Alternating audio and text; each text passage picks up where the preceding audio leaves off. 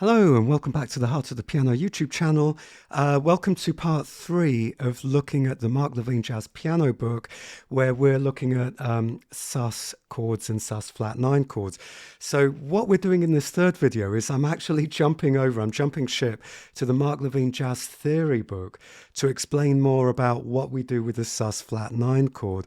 And here in particular, we're looking at modes of the melodic minor. So we're diving in pretty deep here. And again, like I've been complaining a lot about the structure and the order in which Mark Levine puts everything in the jazz piano book. And, one reason is if you're going to suddenly throw in near the beginning of the book about sus flat 9 chords, it just seems weird. It's weird to put it there because you kind of need all this extra information. And the way that I am personally, if something complicated gets explained early on, in something, but missing out most of the information, that's just going to confuse me more. So, and even if you're relatively early to jazz piano and everything in this video just kind of goes over your head, it's useful to just kind of sow the seeds of this. And you just bear in mind, you don't need to absorb all of this. You don't need to understand all of this, but you can keep coming back to it and see but basically, I just think it's weird to introduce concepts, kind of half explain them in a very meh kind of way, and miss out a whole load of crucial information about them. So, or you might be more advanced musicians who are just curious, in which case a lot of this stuff is like really interesting and really useful. So, modes of the melodic minor. The melodic minor in jazz, it's not like in classical music. In classical music, a melodic minor is like, so basically 1, 2, flat 3, 4, 5, 6, 7, 1. In classical music, you have melodic minor going up, 4, 5, 6, 7, 1, and then natural minor coming down, flat 7, flat 6, 5, 4, flat 3, 2, 1. So classical melodic minor going up, natural minor coming down, or Aeolian coming down. But in jazz, the melodic minor is the melodic minor. It's you don't flatten everything as you come down. So from now on, anytime I talk about melodic minor scales, notes, it's the same going up and down. 1, 2, flat 3, 4, 5, 6, 7, 1. Now, personally, when I started to really understand the sounds of the modes of the melodic minor was when suddenly I started to properly understand jazz. And so many of the sounds that I was hearing in jazz, that was like, what's that? That suddenly was like, oh, they come from modes of the melodic minor. Like, for example, what you use to solo over altered dominants, a lot of the time are modes of the melodic minor. And so it's like, anyhow. So we have the parent scale. Let's say we've got C melodic minor. You've got the parent scale. Now, if we go for the second mode, that then is like going from D to D of C melodic minor. And a lot of the time, so what I explained in an earlier video to do with the Mark Levine Jazz Piano book is that I don't like to think of modes thinking about the parent scale. So, for example, if we're thinking about Phrygian in the key of C major, so C major, so I've come off melodic minor, I'm now gone to C major, and I want to play Phrygian, I could play E to E, and that is E Phrygian, but I don't like thinking about it that way because my ear is still kind of in the land of C major. So what I prefer is thinking about like the scale degree. So if I played C Phrygian, it would be 1, flat 2, flat 3, 4, 5, flat 6, flat 7, 1, flat 7, flat 6, 5, 4, flat 3, flat 2, 1. Really, it's A flat major. But it's really confusing for me to think that. I'd rather just think in C that I'm playing a minor scale with a flat 2. It's just minor with a flat 2. That's just so much easier for me to think that way. However, when it comes to modes of the melodic minor, it can be really useful to actually just in your head think of the parent scale. So if we play from D to D of C melodic minor, that would be...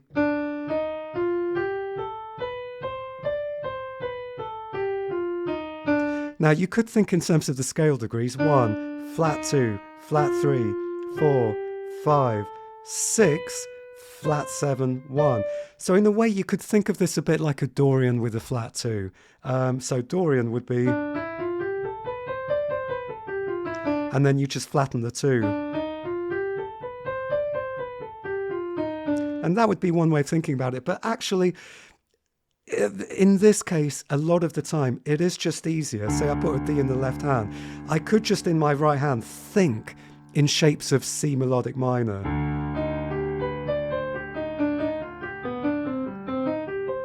Sorry. So all my shapes are like C melodic minor, but you can. So it just works. It works here much more easily thinking about the parent scale. But if I did a similar thing, let's say I'm in C Phrygian. Now, if I want to come up with a Phrygian melody, I can't think of a parent scale. I have to be like the 1, the flat 3, the 5. So I can be like 1, flat 3, flat 2, 1, 5, flat 6, 5, flat 3, flat 2, 1. That's me basically playing something in C Phrygian. What I can't really do is just whittle around the keyboard thinking in the parent scale of A flat major.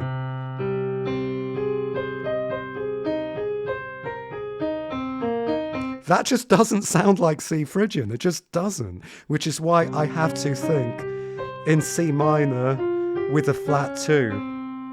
But if I'm in, okay, now let's say I'm in C, the second mode of B flat melodic minor.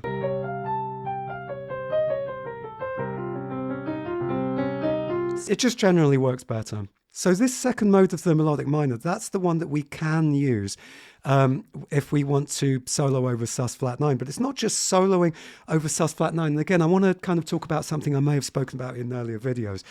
We want to, when we're playing jazz, we want to think of chords and scales as kind of exactly the same thing. Because whatever chords we're playing, we can add different extensions and alterations and extensions based on the notes in that chord. So for example, let's take this first example that they give you here in figure 374. So this is Kenny Dorham's La Mesha. So we've got the normal F sharp sus that then goes to an F sharp sus flat 9. Now, if we take this second chord and we look at the scale degrees of the right hand, we've got a flat 9, we've got a flat 7, we've got a flat 9, we've got a 4, and we've got a 5. Now, we could think of this as being superimposed with F sharp Phrygian, which would be.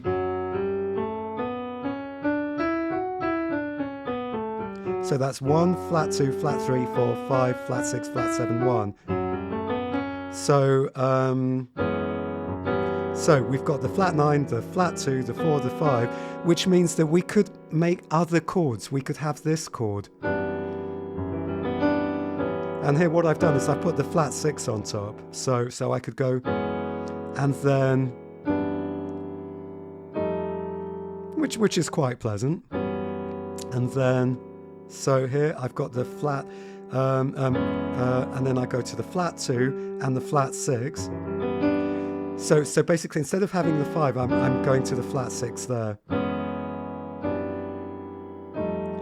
So that's a Phrygian. Now the difference between Phrygian and the second mode of the melodic minor, the difference is that you raise the 6 to be a normal 6. So for example, F sharp, if we just play an F sharp major scale, 1, 2, 3, 4, 5. Now instead of flat 6, we're raising that flat 6 to be a 6. So 1, 2, 3, 4, 5, 6. So instead of here I'm in bar 2, we've got this sus flat 9. Now if I, instead of the 5, go to the 6, this is basically superimposed with the notes that are in the second mode of the melodic minor scale.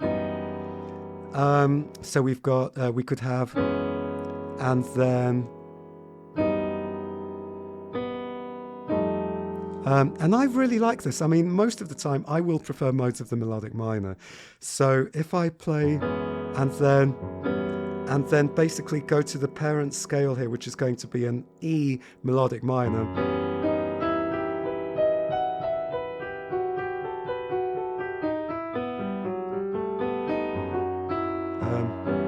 You can just hear how beautiful that is. So here, first bar, second bar,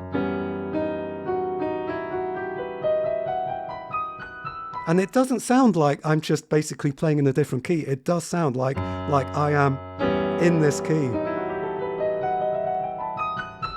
Now, if I play instead the normal Phrygian over the top of that, so we've got this, and then the normal Phrygian.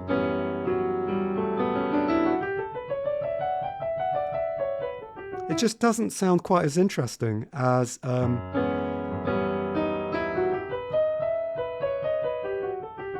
mean, isn't that just, so obviously so much more beautiful? And this is why the sus flat 9 chord is so soulful and so gorgeous, because I think of that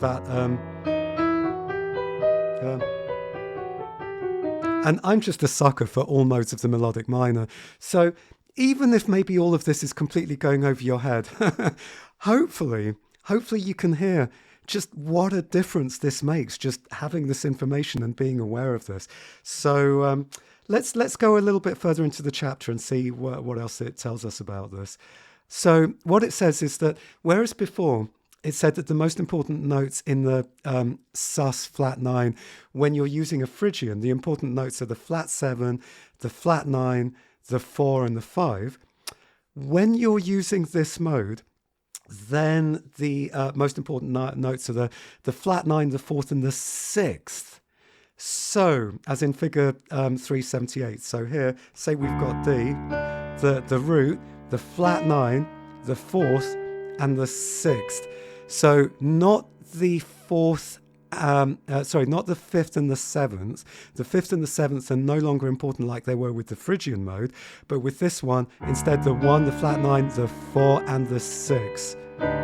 So if you generally have those notes in, if you're thinking in terms of the notes of the melodic minor, then yeah, that's your formula.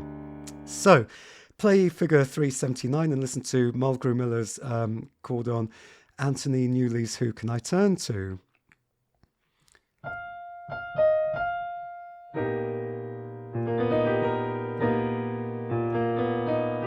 So we've got the flat 9, the 4, the 6, or the 13, and the 1. Yeah, it's okay, that one. It's okay. Let's look at this one.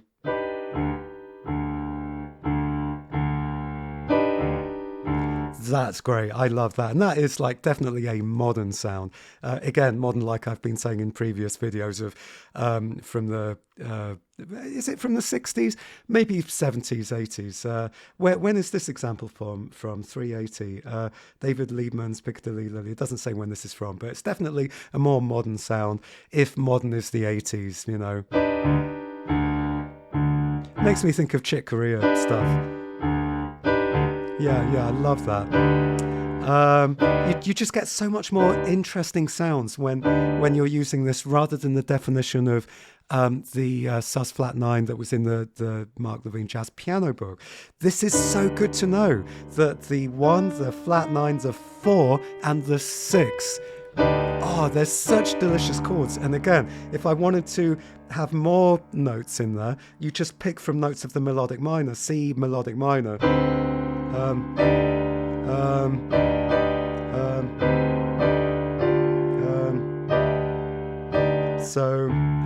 And if I wanted to just noodle over the top,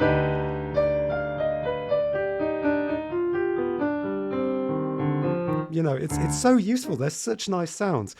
And it's a way of using quite simple theory, relatively simple theory, to get really unusual, complex harmonies in your head.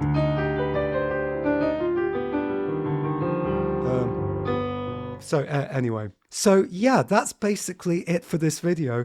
This is so useful. I really, I'll talk more about this in other videos, but basically in my own compositions and in my arrangements, and I'll leave a link to my arrangements above, and in the description below, I'll leave a link to the playlist where you can see all my jazz arrangements. I am a total sucker for anywhere where I can throw in modes of the melodic minor, and it's not just flat 9 sus chords. There's all kinds of harmonies and chords that use most of the melodic minor. This is my go-to. This is where all the juice is, all the soul is. So I might have one more video in this series where I basically show you more examples of how I would personally use sus chords and sus flat 9 chords, putting them into action rather than just the examples in this Mark Levine book. So in terms of like doing reharmonizations and chord substitutions. Anyway, so I hope you enjoyed this video. If you enjoyed the video, please do all the usual things like press like, subscribe, click on the bell icon to be notified. Leave comments whether you agreed with stuff or not. It takes me so much time to make these videos, to edit them in particular. I'll see you at the next video. The next video either going to be more examples, or we're going to finally go on to chapter 5. And chapter 5 is finally where we start learning how to play actual jazz from lead sheets and from fake books and real books. Chapter 5, finally we can start making some music. So anyway, I hope you enjoyed it. Go do some practicing or go watch more of my other videos. Take care, and I'll see you at the next video. Goodbye.